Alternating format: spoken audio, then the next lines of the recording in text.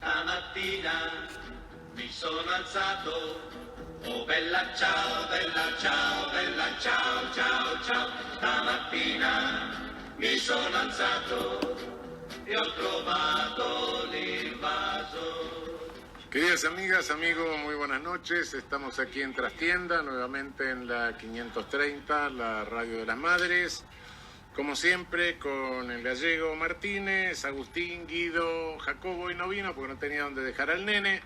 Pero bueno, de cualquier manera, nosotros siempre firmes aquí frente al micrófono, sin movernos. Pero bueno, estoicos, exactamente. Hieráticos. Hieráticos, así. Bueno, de vez en cuando un poco menos hierático, pero no importa. Esta noche tenemos el gusto de tener como invitado a Gustavo Ferreira. Hola, buenas noches. ¿Qué tal? Gustavo Ferreira es profesor titular, catedrático de Derecho Constitucional de la Universidad de Buenos Aires, entre otros muchos antecedentes que omito por razones de espacio. Y porque, bueno, no es conveniente que a nadie se le lea todo el prontuario junto, ¿no? De modo que, bueno, De a poquito. en fin, de a poquito, claro. ¿Qué tal, Gustavo? ¿Qué tal? Buenas noches, ¿cómo le va? Un gusto estar acá nuevamente en el programa y dialogar con la audiencia. Bueno, realmente quien viene una vez es raro que se sienta cómodo en venir la segunda, pero en fin, ¿qué vamos a hacer? Es la segunda esta. Esta es la segunda. Hay ya una cuota de masoquismo. Claro. Bueno, la invitación es inesquivable. Exactamente. Han pasado unas cuantas cosas, Gustavo, Sí, de sí. la vez anterior. Bueno, no sé por dónde empezar. A nivel nacional y a nivel regional. Y a nivel regional también, exactamente, sí. Hay una serie de circunstancias, algunas positivas, otras negativas, otras son lamentables. Pero bueno, en otro orden de cosas, ¿usted opina que las medidas económicas que se están tomando pueden ser objetadas constitucionalmente? Estoy seguro que van a ser objetadas judicialmente. Estoy absolutamente seguro porque desde hace aproximadamente unos 15 o 18 años a esta parte, toda medida adoptada por los poderes constituidos, ya sea legislativo o ejecutivo, son objeto de judicialización. No importa si con razón o sin razón, Claro. son objeto de judicialización. Claro, claro. Esta judicialización depende básicamente comenzó por aquellos que perdían en el Congreso. Esto arrancó así. Sí. Los que perdían en el Congreso, en el año 2005-2006, se presentaban en los tribunales para demandar la inconstitucionalidad de las medidas legislativas. Ahora esto luego se extendió, y se extendió mucho no solamente sobre las medidas que adoptaba el Congreso, sino las que adoptaba el Poder Ejecutivo. Y se ha tornado una práctica. Hoy yo no conozco ninguna medida de naturaleza política de los poderes legislativo o ejecutivo que no pueda ser objeto de cuestionamiento en sede jurisdiccional. No digo que esté bien eso, no digo que esté bien, digo es lo que sucede. Es lo que se hace, sí. Sí. Sí, no, lo preocupante es que pueda... En fin, esto no lo inventamos nosotros, ¿no? Obviamente. Se remonta a los años 30 y Exactamente. se remonta al New Deal de Roosevelt y a la forma en que la Suprema Corte de Estados Unidos le bloqueaba las leyes económicas del New Deal, ¿no? Sí, en este caso todavía no se ha producido ninguna presentación, pero las medidas ya son varias, medidas económicas, medidas financieras e inclusive el paquete de medidas o la medida legislativa que se va a tomar en extraordinarias en el Congreso. Pensaba que también podría ser, o sea, Claro. no le estoy dando letra a nadie porque ya No. Esto es- No, es un problema de judicialización de la política. Sí, pero inclusive es con algo que usted tiene razonablemente escrito desde que era juez de la Corte. Porque el problema en realidad no me preocupa tanto la judicialización de la política, si la judicialización va al fondo del asunto. Claro. El problema es que esto es una política cautelar, se Sí. resuelve con medidas cautelares. Recuerdo un Exactamente. trabajo suyo de hace unos cuantos años respecto a donde usted estaba absolutamente preocupado y con razón por el tema de que con las medidas cautelares se paralizaba la acción de gobierno. Esto no le pasó a Roosevelt, Sí, porque hay que aclararle a la audiencia que el paquete del New Deal era un paquete de medidas económicas importantísimos, pero que no era frenado con medidas cautelares, sino que fuera frenado con decisiones de la Corte Suprema de Justicia definitivas, procesos ordinarios, largos, tramitados y debatidos. Acá la medida cautelar es tomada de manera unilateral. Sí, quizá el público no entienda muy bien. Sí, por eso, sí. Una medida cautelar es una medida provisional. Es decir, funcionan en el proceso civil, el origen es el proceso civil fundamentalmente. Es decir, alguien demanda a otro y al demandarlo pide que se le inmovilice una parte del patrimonio para garantizarle el resultado del juicio, lo cual, bueno, es el embargo preventivo que se hace en el juicio civil. Ahora, ese embargo preventivo del juicio civil, el demandado, aquel a que le embargan una parte de su patrimonio, puede exigir una contracautela. Es decir, bueno, sí, pero si usted no tiene razón, a mí me inmovilizó una parte de mi patrimonio, lo cual me perjudicó en mi propiedad, y entonces quiero que usted me dé una garantía para el caso de que usted no tenga razón y pierda, me pueda reparar a mí el daño que me causa este embargo preventivo. Eso en el juicio civil funciona así, funcionó toda la vida, pero de repente lo tomó el juicio penal y entonces se convirtió en la prisión preventiva en términos penales. Cuidado, ahí no hay contracautela posible, porque si a uno le quitan un año de vida, no hay forma de devolvérselo, ¿no? Por lo menos en la misma especie no hay. Pero después se toma en el derecho administrativo. Y entonces, en el derecho administrativo puede resultar en paralizar una obra pública, en paralizar la vigencia de una ley, en paralizar un gobierno, después de todo, paralizar una política, interrumpir una política. Sí, estoy pensando concretamente en suspender una política de retenciones, por ejemplo. Claro. Usted lo dice con mucha claridad. Le añadiría para la audiencia que en la medida cautelar tiene el mismo objeto que tiene el juicio. Entonces el juez anticipa la resolución en 7 días, cuando un juicio tiene que ser de objeto de contestación y de prueba. El demandante lo que quiere es apurarse para que salga la medida cautelar y después que la sentencia definitiva y el juicio duren eternum, porque total ya obtuvo el resultado. Después me van a decir que con este programa le estoy dando letra a los demandantes, ¿no? No, le estamos explicando al público cuál es la maniobra. Sí, la maniobra. Entonces, estamos, como dirían algunos, avivando giles. Para mí, la batería está preparada y lo van a ir a discutir. Porque, lamentablemente la Corte no ha tenido la posibilidad de remediar esta situación. No. Usted, durante su magistratura como juez de la Corte, vio todo el proceso de adentro. Sí. En mi caso, como abogado constitucionalista, vi el proceso de afuera. Claro. Cómo las medidas cautelares corroían y demolían el aparato jurisdiccional, dictando medidas inaudita parte, o sea, sin la participación de la parte demandada. Sí, aparte en el ámbito administrativo no puede haber una contracautela. ¿Qué cautela se le va a exigir a la persona? Entonces, al trasladar esa institución, que es lógica y funciona bien en el proceso civil, al proceso penal o al proceso administrativo, y bueno, cuidado, en el proceso penal directamente se convierte en una pena anticipada. Sí, se han tomado... en el proceso administrativo en una sentencia anticipada. Yo creo que el ejemplo más pernicioso y sin abrir juicio de valor sobre la razonabilidad o no del avance de la judicialización de la política fue la declaración de inconstitucionalidad del memorándum. Sí. Eso ya, sí. O sea, cuando ya declaramos la inconstitucionalidad de un instrumento de esa naturaleza, por abajo todo es posible, hasta el día de la sesión, hasta el horario de una sesión puede ser objeto de judicialización. Sí, efectivamente, sí, creo que ahí se perdió la medida. Claro, por eso se perdió la medida, que no debería haber dictado jurisdiccionalmente esa declaración de inconstitucionalidad. Sí, es decir, no se le puede quitar el espacio de decisión de la política. No, por eso... No se puede sustituir la justicia a la política, ni puede condenar políticas, ese es el problema. Lo que me gustaría, con esta oportunidad que me dan, aclarar a la audiencia que quienes perdieron en las urnas van a intentar resolver las cuestiones en los tribunales. Y las cuestiones se resuelven en las urnas electorales, no en los tribunales. Bueno, en otra época las resolvían en los cuarteles. Hemos avanzado. Hemos avanzado un poco. Sí. Es un poco menos brusco.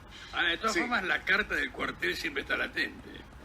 No, es así, pero bueno, no creo que en la Argentina esté No. tan cercana. Pero usted recuerda que hace 20 años atrás, en el siglo pasado, Sí. estamos delatando nuestra edad y nuestra tarea profesional. Hablar de la judicialización de la política era remontarnos a discusiones que no habían tenido lugar en la Argentina, No. que habían tenido lugar, por ejemplo, en Alemania. Claro, claro. Sin embargo, hoy la connotación es absolutamente abierta. Uno en los tribunales, en la facultad, en los medios hegemónicos de comunicación, todo el mundo sabe lo que es la judicialización de la política. Es aquel que perdió, va a un tribunal, y ya no estoy hablando ni siquiera del forum shopping, ¿no? El forum shopping, para aclarar a la audiencia, es una suerte de sorteo a dedo para que me caiga el juez, en el cual creo que va a poder resolver favorablemente la medida cautelar. Sí. Sí, son sorteos un poco raros. Antes en la facultad se hacían mojando la bolilla, ¿no? ¿Se Porque acuerdan? salía Mojando la antes, bolilla, cosas por el estilo, ¿no? Bueno, Ahora no sé cómo se hacen porque son electrónicos. No hay más Creo que bolillero. No hay más bolillero. No No, sé cómo es hacen un- para tocar la fichita. Tocan los algoritmos directamente. Claro, sí. Como los algoritmos no se quejan por abuso, entonces los tocan, claro. Ese es el asunto. En fin, sí, hay algunas cosas. Bueno, Cristina habló de algo de eso, ¿no? De cómo ciertas causas caían en determinados juzgados. Sí, pero en realidad yo creo que uno de los grandes defectos que tenemos, uno de los grandes problemas con esto, es porque en nuestro sistema, no sé si está de acuerdo con esto que voy a decir, en nuestro sistema no es obligatoria la jurisprudencia constitucional. sí, claro, o sea, la falta de obligatoriedad de la jurisprudencia constitucional hace que pueda existir, y existe de hecho, una desigualdad ante el derecho, porque puede haber en la Argentina dos fallos contradictorios de dos jueces completamente... Dos o tres o cuatro. Sí, hasta podría ser el mismo juzgado. Sí. Estamos pensando en el mismo juzgado que fue, digamos, dos personas distintas que Claro. intervienen en el mismo juzgado. Claro. No estoy diciendo al mismo juez que diga dos veces. No, efectivamente. Pero quería retomar con algo que señalaba usted, Raúl, que sobre todo para la audiencia más joven debe ser incomprensible esto. En el año 2020 es absolutamente increíble que en medio de la revolución tecnológica se pueda llevar adelante una manipulación de un sorteo. O sea, es claramente una actividad defraudatoria, porque, porque no es posible, porque nosotros manejamos todos los días, nos manejamos con máquinas y sabemos la imposibilidad de dirigir esas máquinas más allá del sistema binario que traen esas máquinas, ¿no es cierto? Sí. Sin embargo, acá estamos hablando y alertando a la audiencia que ese sistema binario no existe, o no existe No, totalmente porque en las tribunales. máquinas las manejan algunos aparatos que no tienen sistema binario. Sí, Claro, porque alguien que está escuchando dice, ¿cómo puede ser si se va Sí. una causa, por ejemplo, quieren judicializar una medida de este gobierno, Sí. va a sorteo, y uno se pregunta, si el sorteo se hace a través de una computadora, una persona muy joven, una persona relativamente joven, no digo tanto lo de madurez creciente como nosotros, pero digo, una persona relativamente joven va a decir... Madurez creciente, ese lo voy a como empezar a nosotros. usar. creciente Lo es voy a un empezar a madurez usar. me gusta. Sí. Y nosotros que estamos... Yo ya como pertenezco a la edad paleolítica, Digo, ¿cómo puede ser que se presenten y le hacen hablar a la máquina? Claro, Cae en el juzgado 2. ¿Cómo? Cae, Pues siempre cae. siempre cae en el Cae. juzgado 2. siempre, sí, efectivamente. Es decir, la máquina está enamorada del juzgado, ¿qué se va a hacer? Las máquinas también tendrán sentimientos. Inclusive, no es para hacerte propaganda, se ha publicado, se ha escrito hasta un libro que se llama Forum Shopping. Sí. El Forum Shopping, para aclarar a la audiencia, es este mecanismo donde de manera casi regalada yo me presento en los tribunales y sé absolutamente qué tribunal en el sorteo Sí. me va a tocar. Estuvimos con su autor la semana pasada. Ah, ¿estuvieron con el autor? Ah, Pablo no, sí. la semana pasada. Sí, realmente es un libro muy interesante, y uno se pregunta cuando ve el libro en los anaqueles de la librería, ¿cómo una persona puede haber escrito realmente un libro sobre Forum Shopping? Claro, porque existe. Dos Realmente- libros sobre Dos escribió. Este es el segundo. Este es el segundo, ¿no?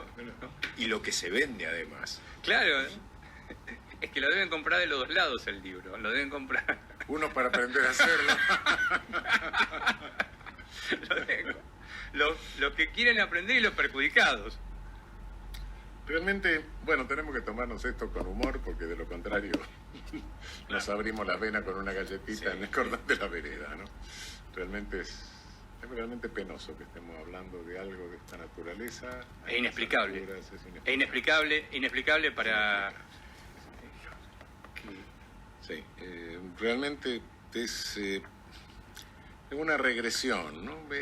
Ni siquiera una regresión, es una decadencia, ¿no? Porque se hicieron muchas cosas, pero este tipo de cosas que estuvimos viendo en los últimos tiempos, este grado de deterioro de un sector de la justicia, lo aclaro siempre, es un sector, no es la justicia, realmente es preocupante. Es preocupante ver cómo se pudo abrir el espacio para que esto pasase, cómo pudo producirse esto, qué fue lo que determinó, lo que abrió el espacio para que este fenómeno pudiera darse. ¿Cuáles defectos institucionales nuestros o cuáles defectos personales? No lo sé. Si tengo que cargar con alguna parte de la responsabilidad, me hago cargo. No estoy no estoy cerrado a ninguna de las explicaciones, pero creo que tenemos que darnos una explicación de esto para poder obturar la posibilidad de una etapa análoga, ¿no? Y creo, por mi parte, quizás esté exagerando un poco el aspecto institucional, pero sí, creo que hay gravísimos defectos en nuestra estructura judicial que son los que han facilitado esto. Lo que usted señalaba, lo de el valor vinculante de los fallos de la Corte Suprema, para decirle a la audiencia que los fallos de la Corte Suprema son moralmente obligatorios para quienes no intervienen en el pleito. O sea que la Corte Suprema puede resolver una cuestión de una manera y un juez de Curuzucuatiá o de Río Ceballos puede resolver de manera contraria, dando fundamentos completamente distintos. Pero bueno, este es el sistema que tenemos, y para mí el pecado capital que enfrenta el sistema jurisdiccional de la Argentina es la falta de confianza de la ciudadanía en el funcionamiento. Y esta falta de confianza se funda al menos en dos circunstancias. La primera es el lenguaje que utiliza el Poder Jurisdiccional. Es un lenguaje obtuso, abstracto, de teorías que parecieran geométricas, que alejado completamente de la ciudadanía. Y el segundo es la naturaleza vertical del Poder Judicial, ¿no? El Poder Judicial se maneja de manera absolutamente como si fuera una tropa militar. Bueno, es una especie de carrera militar, ¿sí? De alguna manera. Usted lo conoce mejor porque usted... Sí. Soy un poco anómalo, ¿no? Yo no empecé surciendo expedientes, sino que vine de la provincia, de una provincia del centro del país, etcétera. De modo que no tuve la domesticación previa, ¿no? del Poder Judicial de acá. Empecé en otro lado y después aterricé acá después de años. Aterricé en la Justicia Nacional después de años. En la Justicia Federal y en la Justicia Nacional. Pero sí, lo conozco de adentro porque lo viví casi 40 años, sí, efectivamente. Sí. A veces pienso que, y esto alguna vez lo conversé con Germán Díaz Campos, nuestro amigo, ¿no? Que él nunca había sido juez tampoco. Yo acabo de cumplir 36 años como abogado. Digo, qué distinta hubiera sido mi vida si en algún momento hubiese sido magistrado, ¿no? ¿Qué cambio hubiese producido? Porque uno hubiera sufrido un deterioro parecido al mío. Es un deterioro profesional que se va a hacer, ¿no? ¿Pero qué? ¿Cognitivo? No. Y sí. ¿Usted cree que en la profesión de abogado nos mantenemos... Puede haber otro tipo de deterioro, pero es diferente, ¿no? No, acá el riesgo que hay es que uno un día, una mañana, mientras se está afeitando, se mire al espejo y no se vea más a Raúl, vea a su señoría. Y ahí sí ya la cosa se puso fea, ¿no? Bueno, eso como abogado no le va a suceder nunca. No, eso como usted abogado también ejerce como abogado, así que por eso. Sí. Conoce... Sí, efectivamente, sí. Pero bueno, ese es uno de los riesgos, uno de los tantos riesgos que tiene... ¿Y usted tiene... conoció personas que se veían como su señoría en el espejo? ¿Cuánto? Mucho. No. Unos cuantos, sí. Se trataban como su señoría en tercera persona casi, no. Claro, para la audiencia es delirante y desopilante esto que estamos hablando. Sí, para la audiencia sí, pero cuando uno lo vivió y realmente se encontró con alguna gente que dijo, le está fallando algo, me callaba la boca y lo estudiaba, se me convertía la otra persona se me convertía en un objeto de estudio, porque decía, bueno, no, acá está pasando algo, acá hay algo, pero sí, es una suerte de deterioro, es uno de los riesgos del deterioro judicial. Sí, Madero, lo que usted dice que es una parte, es un fragmento de... Ojo, no lo digo ¿no? no lo digo en tono irónico, sino que creo que toda profesión tiene una deformación, tiene una limitación del conocimiento, le condiciona una limitación del conocimiento a cada uno, pero al mismo tiempo sí, como resultado de eso produce una serie de deterioros y en algunos casos algunas enfermedades profesionales. Y no estamos exentos, ni en la abogacía, ni en la judicatura, ni están exentos los ingenieros, ni están exentos los propios médicos. Ahora, retomando la primera pregunta con la que usted abrió, sería realmente, voy a usar un término medio raro, de buen gusto, Sí. que paren la mano un poco Sí. con el tema de la judicialización de la política y que realmente paren la mano con las medidas cautelares y que se tome conciencia que el proceso para debatir una medida legislativa o una medida del Poder Ejecutivo es un proceso donde tiene que un proceso amplio debatirse y tiene que haber lugar para las réplicas, no de manera unilateral. Sí. Esa es una expectativa que yo tengo realmente. Quiero pensar que con este buen gusto que le señalo que es posible que las cosas puedan mejorar, Raúl, realmente. Es posible, pero también no soy tan optimista en ese sentido porque también se utilizan los estrados judiciales como plataforma de lanzamiento mediático, ¿no? Como publicidad. Bueno, una cosa es que yo diga algo y haga una declaración y bueno, hable con un periodista, otra cosa es que me pare en la puerta de tribunales y diga, vine a hacer una denuncia y entonces, etcétera, entonces los periodistas vienen ahí y el político como de repente, depende, pero hay de todo en la política, ¿no? Y hay algunos que son capaces de matar a la mamá por un minuto de televisión, ¿no? Entonces eso es el problema.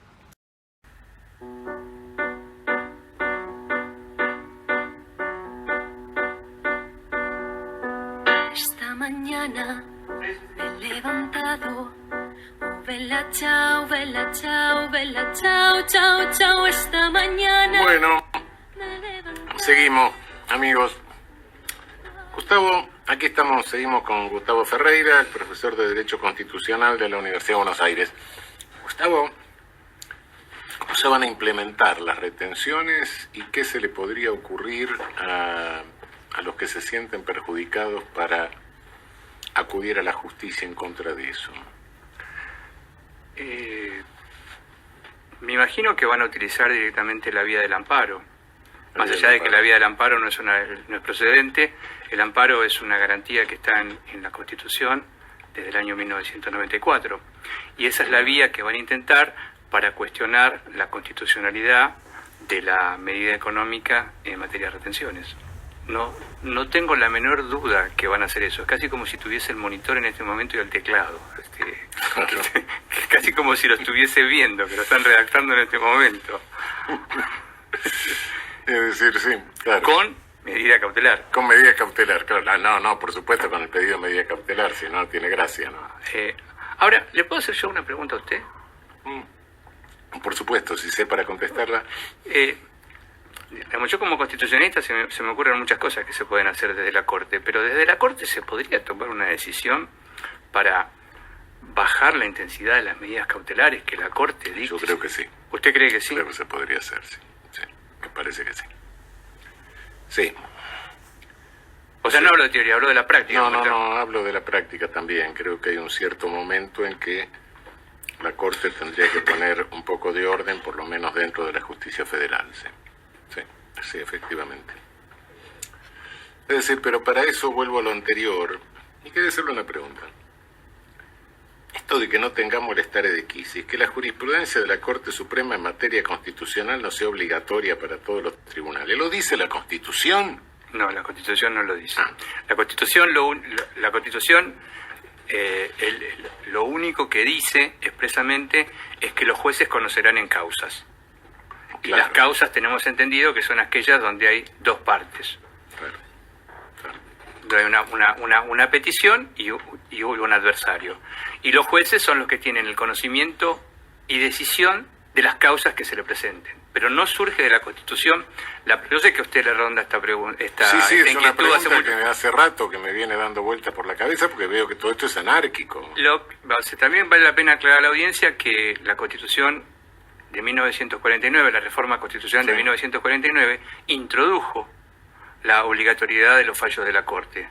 Claro, introdujo también la función casatoria de Exactamente. la Corte. Sí, Después, sí. al ser dejada sin efecto por un bando militar, en el año 56, desaparece, digamos, la posibilidad de la jurisprudencia obligatoria. En uno de los últimos fallos, cuando usted era todavía ministro de la Corte, me parece que fue en el fallo Artear, se intentó formar una mayoría para decir que los fallos de la Corte eran algo más que lo que estamos hablando moralmente obligatorios, que eran jurídicamente obligatorios. Intentaron decir eso, pero la verdad es que en la medida que eso no esté establecido, al menos legalmente, la Corte por sí misma no lo va a poder hacer.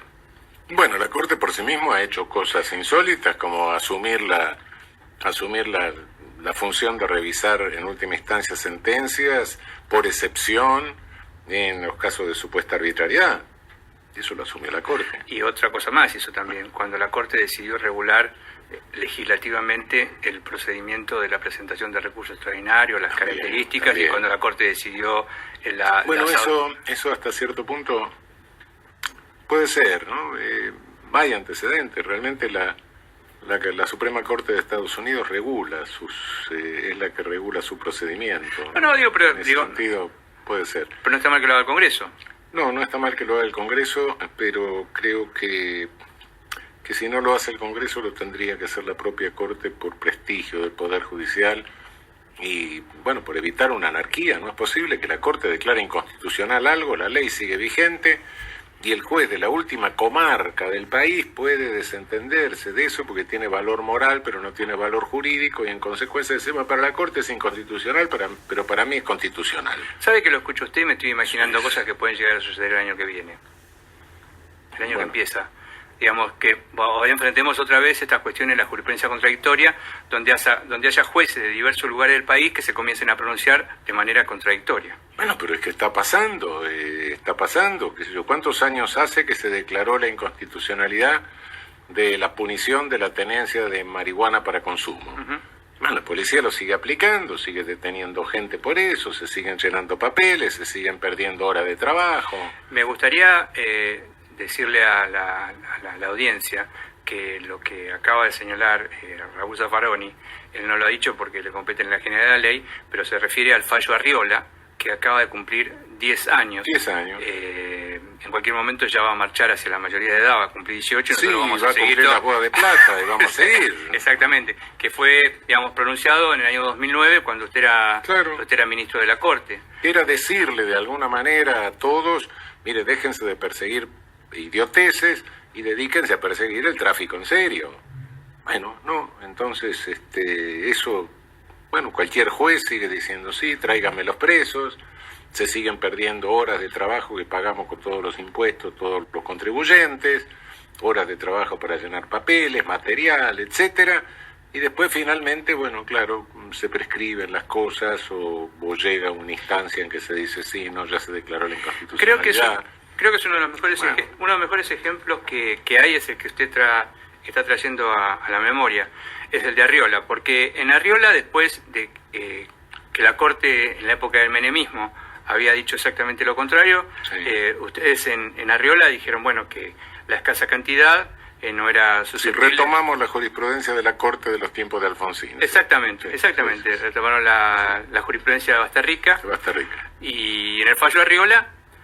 Ahora, ¿qué pasa a partir del fallo Arriola? Sucede lo que dice usted, que sobre todo en los juzgados federales que están en los sitios limítrofes de la Argentina, y las policías que están ahí, es una manera de hacer caja también con todo esto, claro. ¿no? con la persecución de aquel que tiene una pequeña cantidad para consumo personal.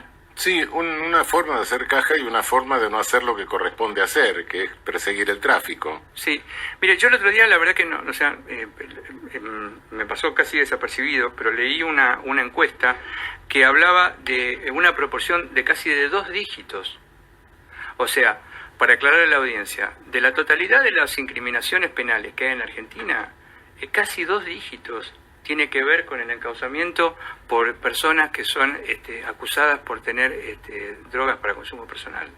Es realmente una locura. Sí. O sea, no me animo a decir si es el 10 o el 20%, pero cuando lo leí me llamó muchísimo la atención porque era 2 dígitos. Sí, Digo, pero pensemos un poco, está bien, se le ocasiona molestia a esa persona, al final no se las condena, no importa.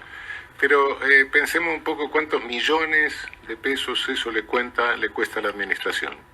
En horas de trabajo, en papel, en material, en tiempo perdido. En todo el país. En todo el país. En todo el país. Son millones, inútilmente. ¿Y todo eso por qué? No, porque el juececito de no sé dónde se le puede ocurrir que es constitucional lo que la Corte hace 10 años declaró inconstitucional. Bueno, no sé, creo que eso está bien, pero estamos hablando de si puedo fumar el porro o no puedo fumar el porro. Yo no lo puedo fumar porque soy hipotenso, me baja la presión. Pero si en vez de eso estamos hablando de una medida cautelar respecto de una retención, si estamos hablando estamos hablando de una inversión, estamos hablando de una inversión productiva, estamos hablando de si alguien puede o no hacer determinado contrato. Bueno, ¿y dónde está la seguridad jurídica? En algún punto estamos hablando, concretamente, de impedir la aplicación de una ley que fue votada por una mayoría en el Congreso, que tuvo además un trámite verdaderamente ejemplar, con foros en todo el país, con gente que se pronunció a favor de esa ley, en foros de discusión abierta, y que además tendía, digamos, el espíritu de la ley a ponerle fin a un monopolio brutal, que es el monopolio de la comunicación, de los medios de comunicación. La Corte se demoró, digamos, 5 años el pronunciamiento con respecto a esa ley. O sea, la ley se sanciona, la sanciona el Parlamento, presenta la medida cautelar al toque, concretamente, y bueno, y son 5 años que se perdieron de aplicar la ley de medios. Sí. Llegó al poco tiempo, digamos, de que la Corte, por fin, levanta la barrera, digamos, se pronuncia a favor de la constitucionalidad, al poco tiempo llega Macri y la anula por decreto la ley. Claro. O sea, es una cosa verdaderamente... La cereza al postre. Exactamente. La anula en forma indirecta, no va directamente contra la ley, va simplemente con decretos quitándole el espíritu, básicamente, y permitiendo concretamente que los medios hegemónicos hagan lo que se les canta y se lleven lo que se les canta. Es un tema gravísimo. Sí, pero eso puede ser la ley de medios, se puede hacer cualquier ley. Ese es el problema. Claro. Es decir, no estamos hablando de tal o cual ley. Estamos hablando de un sistema que tiene esa característica.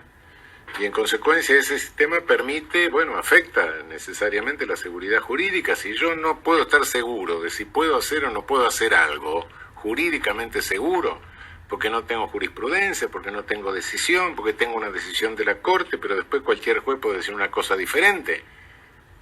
Bueno, entonces, ¿dónde queda la seguridad jurídica? Uno de los...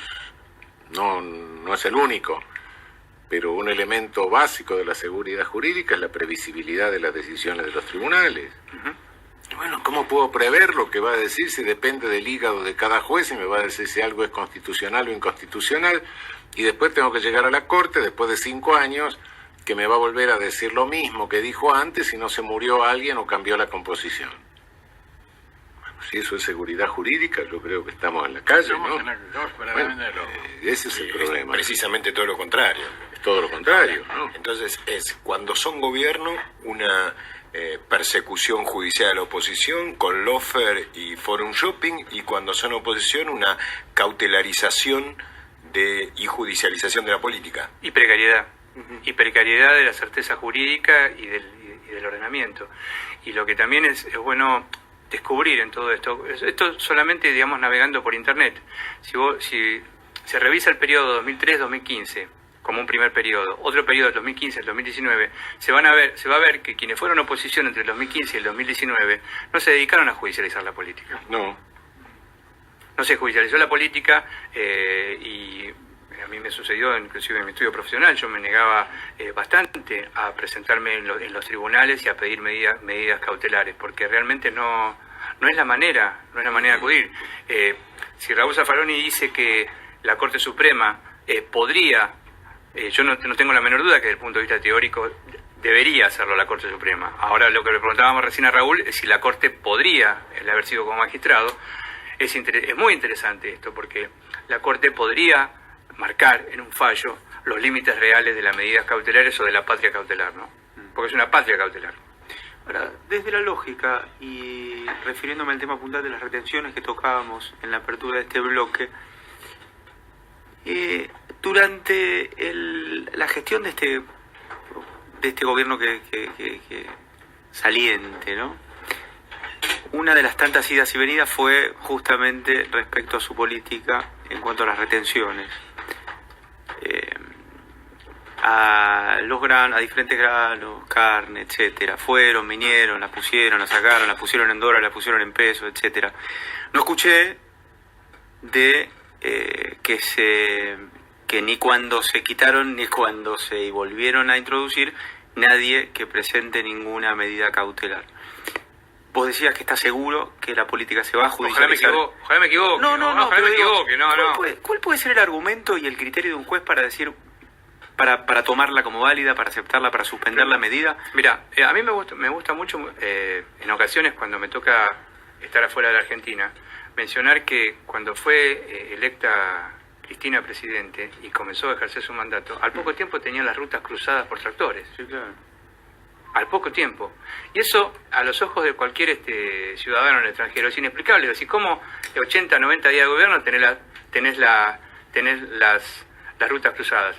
A la pregunta a la reflexión que vos estás haciendo, yo me permitiría agregar lo siguiente. Durante el periodo 2015-2019 fue un acuerdo del bloque hegemónico que gobernaba la Argentina llevar las retenciones de esa manera, y si en algún momento eventualmente se sentían perjudicados, pues dijeron no, nosotros seguimos con esto. Ahora, como no forman parte de ese bloque hegemónico ha sido derrotado en las urnas, dice bueno, perdimos en las urnas, vamos a probar suerte en los tribunales, y si con el forum shopping mejor. Claro, bueno, esto... Ojalá me equivoque. Yo creo que es un reflejo, el servicio meteorológico casi, lo que vos decís es un reflejo evidente de lo que sucede, y lo que sucede es la judicialización de la política. Ahora, un juez, digamos, ¿cómo puede tomar ese argumento como válido cuando puede perfectamente decir, pero usted estas retenciones se las han, digamos, ya se han regulado hace unos meses ya largos? Ahora, usted no me puede venir a decir que antes no le dañaban y ahora sí, porque quizás subieron un punto y medio, 2, medio punto, etcétera. Salta a la vista lo burdo y lo ridículo del argumento, ¿no? Sí, y además me gustaría también matizar esto que estás reflexionando vos, que cuando eventualmente llegase una demanda por el tema de las retenciones, aclararle a la audiencia que no es una cuestión que vos lo abrís y es como si fuera tu primer libro de lectura y es la letra A y la letra E. Es un tema complejísimo el tema de las retenciones. O sea, un magistrado judicial no está preparado para decir mañana a la tarde, a las 3 de la tarde, abre una demanda y dice, bueno, yo a partir de ahora, primero tenés que conocer lo que es las retenciones. Y luego, un magistrado judicial no está en condiciones de discernir cuál es la política pública para llevar los destinos al país. Para eso elegimos para eso elegimos presidentes, diputados y senadores. Absolutamente. Las políticas públicas no deben quedar en manos de los magistrados. Este es el problema de la judicialización de la política, que termina haciendo que las políticas públicas, o una porción importante de las políticas públicas, quedan prohibidas por magistrados. Sí, yo no... voy a decir algo, no sé si está de acuerdo, pero creo que no hay cuestión que pueda ser no judiciable. Todo depende, pero hay algunas que son más judiciables y otras que son menos judiciables. El grado de revisabilidad judicial creo que es diferente. Por supuesto, hay algunas cosas que son totalmente... Uno tiene que sentir que son básicamente irrevisables. Un indulto, por ejemplo, es irrevisable, es un acto político. Pero claro, si se vuelve loco un presidente y dice, no, me gustan todos los violadores, voy a indultar a todos los violadores. Bueno, qué sé yo. Pero si se llega a un grado de aberración, digamos, ¿no? Mire, yo lo que... En otros casos, creo que no. Yo dejaría algunas cosas con la previsión de entender jurisdiccionalmente. Y le voy a poner un ejemplo, y creo que va a estar de acuerdo con lo que voy a decir. Me refiero a lo que sea una reforma constitucional. Claro. Porque el día de mañana, en la Argentina, se va a reformar la Constitución. Y el día que se reforme la Constitución en la Argentina, muy probablemente va a haber derrotados en las urnas y, Sí. y derrotados en la Asamblea Constituyente. Sí. Y a mí me preocupa ese día que los derrotados en la Asamblea Constituyente y los derrotados en las urnas puedan plantear jurisdiccionalmente la aberración de pedir la inconstitucionalidad de una reforma constitucional. Sí. Sería el colmo de los colmos. Bueno, ha pasado. Pero digo, por eso digo, en tren de dejar, ¿qué dejaría? Mirá, dejemos afuera el tema de la reforma constitucional, porque el día que reformemos la Constitución, el día que se reforme la Constitución, vamos a tener que discutir abiertamente, de norte a sur y de este a oeste, la política tributaria de la Argentina para los próximos 10, 20, 30 años. Sí. La política tributaria en la Argentina hace años y años y años que no ha podido ser fijada, y de hecho la reforma de 1994 se cumplieron 25 años y no podemos concretar la política tributaria. Está a cielo abierto. Bueno, porque... pero la oportunidad de llamar a una reforma constitucional y el contenido de la reforma, es decir, todo lo que sea material, no lo que sea cuestión de forma, ¿no? Pero lo que sea material, sí, yo creo que es absolutamente imposible que el judicial... Mire, yo le voy a poner un ejemplo, Raúl. No, pero puede ser por algo que es el judicial está interesado en eso. Si usted reforma el judicial en una constitución, el judicial que se siente perjudicado se lo va a declarar inconstitucional, claro. Eso es obvio. Le voy a poner un ejemplo que la audiencia lo va a entender perfectamente. El día de mañana que se reforme la Constitución de la Argentina, hay que discutir la regresividad o no regresividad de los impuestos. Sí. La regresividad o no regresividad de los impuestos quiere decir que los que más tienen que pagar, y Sí. los que menos tienen, menos van a pagar. El día que se instale constitucionalmente, si se llega a instalar, como yo deseo y como muchos realmente deseamos, que aquellos que más tienen son los que más tienen que pagar y aquellos que menos tienen son los que menos tienen que pagar, se va a plantear la inconstitucionalidad de reforma. No tengan la menor duda. No tengan la menor duda. No tengo ninguna duda, por otra parte... Ese va a ser el eje. Por otra parte... la Asamblea Constituyente. Por otra parte, Claro, este es el claro, pero por otra parte declaró inconstitucional eso la Suprema Corte de Estados Unidos hasta 1930 y le impidió Claro. poner a Estados Unidos un impuesto a la renta progresivo, claro. Sí, por supuesto. No. El impuesto que más recauda en Argentina es el impuesto más regresivo de todo, que es el IVA. Sí, claro. Claro. Sí, claro. El impuesto al más consumo, regresivo, digamos, donde pagan lo Es mismo. totalmente igualitario, porque Exacto. un litro de leche paga el millonario, paga el mismo impuesto que... Sí, que la persona que junta la moneda para Claro, comprar. claro, Exactamente. claro, sí. Pero bueno, en un sistema tributario de esa índole, que aparte cuenta con el beneplácito, evidentemente, de la oligarquía de este país o de la élite de este país, si realmente se convoca una asamblea constituyente y empieza a discutirse ese tema, justamente con lo que vos acabas de plantear, con la posibilidad de revertir Exactamente. ese, digamos, regresivismo absurdo que tiene nuestro sistema tributario, van a bombardear la Asamblea Constituyente. No Es me que cabe ninguna duda. algún día se va a tener que discutir en una asamblea constituyente la política tributaria de la Argentina. Claro. Algún día se va a tener que discutir. Miren, en el siglo XIX no se discutió porque Alberdi hizo una república esencialmente comercial y pastora. Y siguieron con el modelo hasta 1930 que se les vino abajo. Y después lo que intentamos fue en 1994, algún parche, a cielo abierto quedamos y no se diseñó una política tributaria.